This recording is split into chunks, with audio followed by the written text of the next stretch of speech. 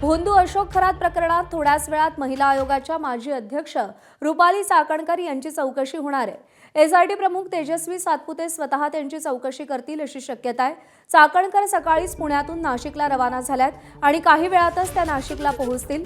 नाशिकच्या गुन्हे अन्वेषण प्रशिक्षण महाविद्यालयात चौकशी केली जाणार असल्याची माहिती आहे। रुपाली चाकणकरांनी महिला आयोगाच्या अध्यक्षपदावर असताना पदाचा गैरवापर केल्याचा ठपका त्यांच्यावर आहे।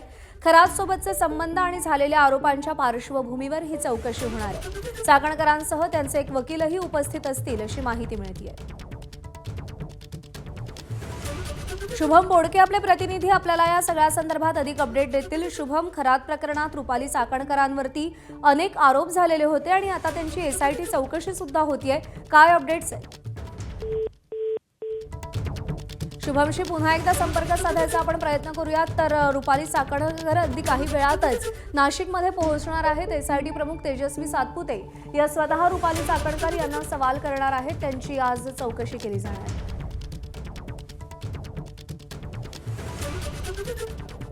रुपाली चाकणकरांवर नेमका ठपका काय आहे? भोंदू खरात प्रकरणात आरोपीला पाठीशी घालणं, आर्थिक गैरव्यवहार, अंधश्रद्धेला खतपाणी घालणं। खरातच्या शिवनिका ट्रस्टमध्ये चाकणकर विश्वस्त होत्या। चाकणकर स्वतः तंत्रमंत्र अंधश्रद्धेच्या प्रकारात सहभागी असल्याचाही आरोप आहे।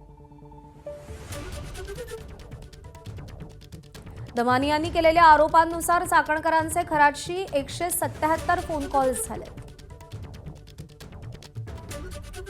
खरातनं बेकायदेशीर आर्थिक व्यवहारांसाठी चाकणकरांच्या बहिणीच्या बँक खात्यांचा वापर केल्याचाही आरोप आहे।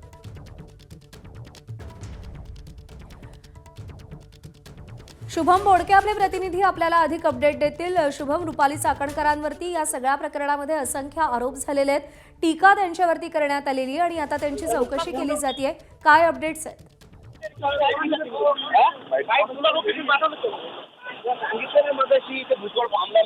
शुभम, माझा आवाज पोहोचतो तुझ्यापर्यंत?